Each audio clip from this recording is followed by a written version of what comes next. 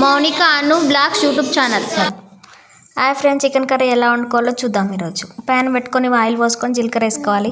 పచ్చిమిర్చి ఉల్లిగడ్డ కట్ చేసి పెట్టుకొని నూనె మగ్గినాక ఉల్లిగడ్డ పచ్చిమిర్చి అందులో వేసేయాలి. అవి రెండు మగ్గినాక చికెన్ కర్రీ వేసేసేయాలి. చికెన్ బాగా మగ్గించి కొంచెం అల్లం వేసే టేస్ట్ ఉంటుంది కాబట్టి చికెన్ ఎల్లిపాయలు తీసుకొని కొన్ని అప్పటికప్పటికే దంచేసుకుంటే టేస్ట్ ఉంటుంది కర్రీ. ఎల్లిపాయలు దంచి పెట్టుకోవాలి. మంచిగా కర్రీ 150% ఉడికిందంటే అప్పుడు అల్లం వెల్లిపాయ వేసేసేయాలి. పక్కన రైస్ పెట్టాను. వెల్లిపాయ వేసినాక కొంచెం పసుపు వేసుకోవాలి. మంచిగా కొంచెం చాలాసేపు మగ్గాలి. మంచిగా 70% ఉడికిందంటే కారం వేసేసేయాలి.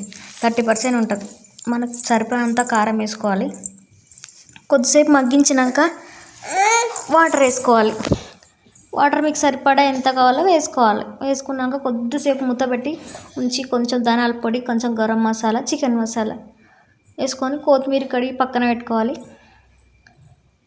కడిగినాక లాస్ట్ కొత్తిమీర వేసి దించేసుకోవాలి.